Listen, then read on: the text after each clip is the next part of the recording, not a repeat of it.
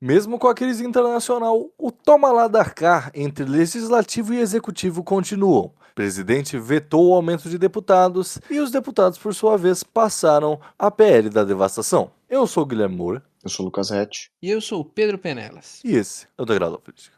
A decisão do ministro Alexandre, ela busca esse caminho de mostrar até que ponto cada poder pode ir. Porque eu penso que o Supremo, há 3 anos, vem tentando recuperar as instituições na forma da Constituição. A democracia, o plebiscito de 93, tudo isso está sendo revisitado pelo Supremo para que cada poder tenha sua competência plenamente estabelecida.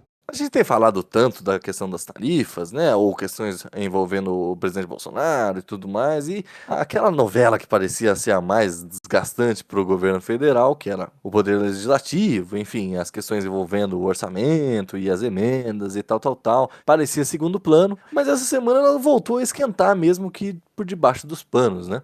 A gente teve algumas votações apressadas ali durante a madrugada, de questões importantes, tal. E mais importante para a gente já começar aqui a discussão, a questão do IOF, a pedido do governo foi justicializada, deu um parecer, né? Eu não entendi direito as questões técnicas, confesso aqui, mas o parecer do ministro Alexandre de Moraes foi mais favorável ao executivo. Essa foi o entendimento de todos, e já deixou a coisa desgostosa novamente para os legisladores. O Alexandre de Moraes, pelo que eu entendi, assegurou que o presidente da República tem a possibilidade de modificar uma alíquota do IOF ou qualquer outro imposto, porque é um instrumento de regulação do mercado financeiro e de política monetária, então estaria dentro das atribuições da presidência. E essa alteração da alíquota é que vai aumentar substancialmente a arrecadação do governo, e que era um dos problemas que o governo tinha em relação ao arcabouço fiscal que ele mesmo criou para esse ano. Parte dessa tributação era o que fechariam as contas de 2025, projetando um pouco 26, mas o que ele vetou foi equiparação do risco sacado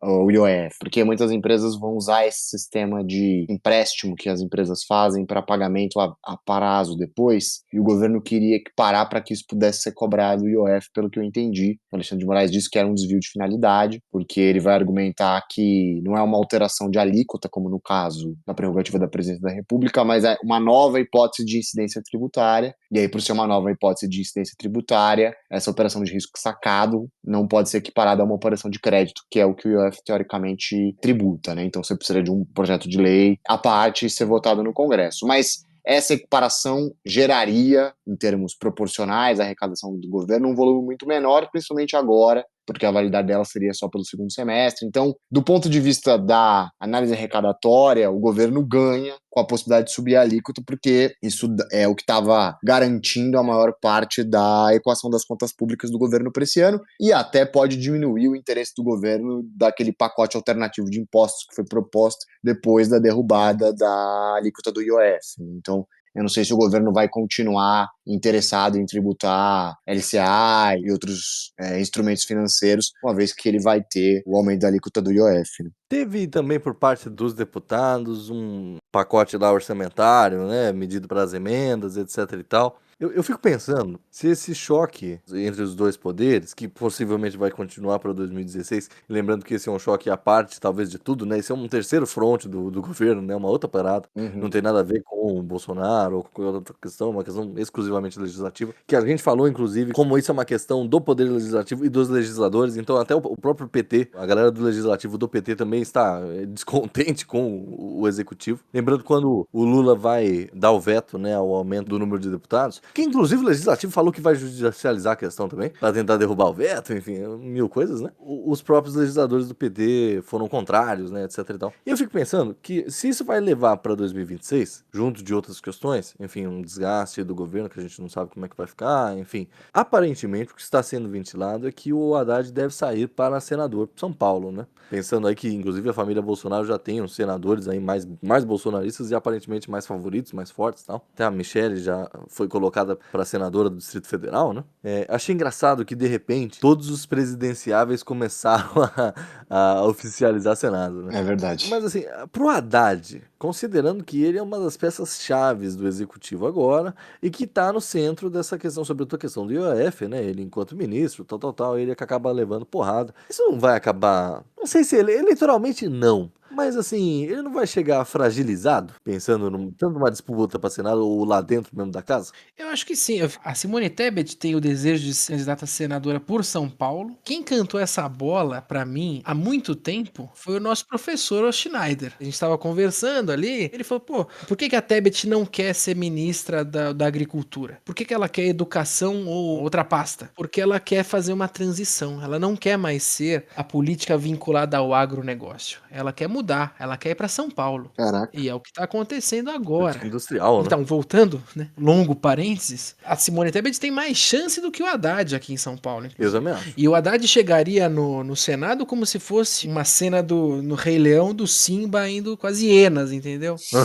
Tipo, o que esse cara tá fazendo aqui? Um estranho no ninho, né? Uhum. Porque é o grande inimigo. Essa coisa do IOF, o IOF virou um projeto do Haddad mal elaborado, embora o RET tenha dado uma boa explicação, que pode aliviar por um lado, isso me faz pensar, mas ainda é um projeto que, na minha opinião, é desprovido de uma noção de mercado que o Haddad não tem. Isso acabou virando uma briguinha, né? Uhum. Porque o Congresso não agiu bem, votou ali de última hora para dar uma porrada no governo, e o governo entrou com os 2 pés no peito, né? Vamos vetar os deputados também, que é um grande absurdo. As 3 coisas que estão sendo debatidas, IOF, aumento de deputado e devastação, a menos absurda ainda é o IOF. E eu ainda já não gosto dessa mudança do IOF, mas é a menos absurda, na minha opinião. Eu fiquei pensando na questão do IOF, virou um programa sobre o IOF, acabou, né? O IOF passou. 3. Eu acho que a grande dificuldade do governo é que os cortes mais drásticos que o governo poderia ter feito, ele perdeu a janela de oportunidade nos primeiros anos do mandato, né? E ele criou um arcabouço fiscal que ele tem dificuldade de cumprir, mas ele deseja cumprir porque ele entende o descumprimento das suas próprias metas geraria uma pressão inflacionária muito grande. Então ele fica procurando essa política econômica e fiscal arroz com feijão, o tempo inteiro encontrar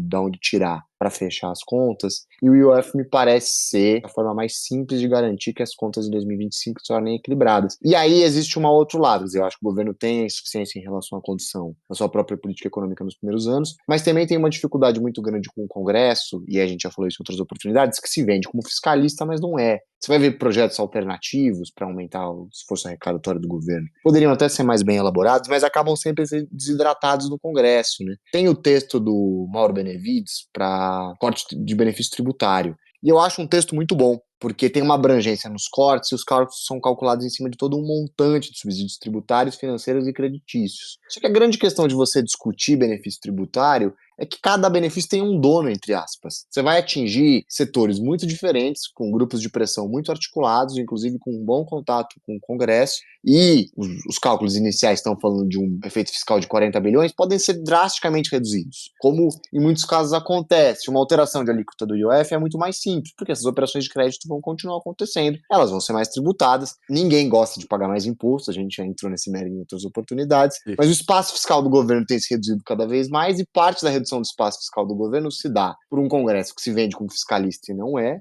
e por um aumento gradativo de emendas parlamentares que diminuem a possibilidade de verbas discricionárias. Quer dizer, o governo não corta os gastos obrigatórios, porque ele tem compromissos políticos do ponto de vista da sua base, e que precisariam ser revistos, e aí eu acho que é a falha do governo. Mas quando a gente vai passar para a relação do executivo com o legislativo, também não é um Congresso que, apesar de se vender como fiscalista, não é. É aquilo, todo mundo quer economizar, mas todo mundo quer economizar com o dinheiro do outro, e aí ninguém economiza nada. O governo gostaria que o Congresso gastasse menos, o Congresso gostaria que o executivo gastasse menos, e aí os dois ficam tentando o tempo inteiro encontrar artifícios e brechas para que as contas sejam mais equilibradas para o seu lado. Mas aí eu vejo que eu realmente vejo como um problema por parte do Poder Executivo no momento, que é uma questão que a gente já, inclusive, criticou aqui, a judicialização dessas demandas, desses enfrentamentos. E até a gente já tinha falado, a judicialização é o que deixa o legislativo mais estressado, né, vamos falar assim. É onde eles sentem que eles estão perdendo poder. E, em boa medida, sim, o judiciário está tendo que legislar em cima de assuntos das quais o executivo e o legislativo não conseguem se articular, não conseguem se entender, não conseguem passar pautas para frente, assim por diante. E aí, agora, a gente vai falar da PL da devastação para dentro, mas também já tem falado em uma questão de judicializar, porque há questões que podem ser inconstitucionais, tal. Marina fala. Então, assim, parece que todas as grandes questões problemáticas, acabam sendo decididas no fim do dia pelo judiciário, né? O que é um problema de autoridade para o executivo e de autonomia para o legislativo. Eu até tinha falado, puxa, talvez vá haver um momento em que o executivo e o legislativo se entendam e se colocam frente ao judiciário, porque esses são poderes que precisam mais uns dos outros e assim por diante. Só que eu acho que não, né? Não, Uhum. existe uma crise entre legislativo e executivo, sem dúvida, mas eu acho que a relação verdadeiramente desgastada é do judiciário com o legislativo. O executivo tem uma crise evidente, o problema é que ele está indo dedurar para a professora sempre, né? Mas a principal crise é essa. Onde está o poder do legislativo, né? É o que eles estão brigando, né? É o que o legislativo Uhum. está brigando. Mas ao mesmo tempo você tem uma necessidade, na mesma semana em que rola essa briga, e foi um desgaste muito grande, aprovar o PL da devastação e vetar o aumento de deputados, vem na mesma semana em que Alcolumbre, Hugo Motta e Alckmin se unem e fazem aquela foto poderosa, né, para se pôr à frente, né, na soberania. Então, é uma relação que, embora seja desgastada entre executivo e legislativo, o principal conflito é contra o judiciário. E o principal objetivo do legislativo hoje, e eu falo isso com tranquilidade, como diria o Juninho, né? Eu falo com tranquilidade. O principal objetivo do legislativo hoje é sangrar o atual governo e tentar colocar um governo que seja mais próximo aos interesses do legislativo. E Sem hoje dúvida. isso está na figura do Tarcísio de Freitas. É uma versão do governo Bolsonaro já com o Ciro Nogueira na Casa Civil, né? É isso. Porque o Bolsonaro tenta ter um projeto meio autônomo em relação ao legislativo no primeiro ano de mandato e falha fragorosamente. Quer dizer, o governo dele dá uma alinhada, pelo menos nessa relação, quando ele aceita mais políticos do centro no ministério. E volto então ao programa anterior, vocês estão falando de fortalecer o Tarcísio, mas sangrar também o bolsonarismo. E sangrar o Eduardo Bolsonaro, que tá na vanguarda do bolsonarismo radical de fato. Eu tava pensando, e eu lembro que saiu mês passado, quando teve a questão do IOF, o Alcolumbre e o Motta falaram de restringir quem poderia entrar com uma ação direta de inconstitucionalidade, justamente para que o judiciário fosse menos provocado. Porque quem entra originalmente questionando a revogação do decreto do IOF é o PSOL, né? Depois a AGU participa do caso, mas quem entrou foi o PSOL e a questão, a reclamação do legislativo era justamente essa. A gente fala muito da judicialização da política, da judicialização das decisões do legislativo, mas é o próprio legislativo que tem procurado o judiciário e quando provocado o judiciário tem que apresentar uma decisão. Então você precisaria restringir. Isso que você acabou de falar, Pedro, em relação ao Tarcísio e os comentários do Guilherme, eu fiquei pensando, o candidato ideal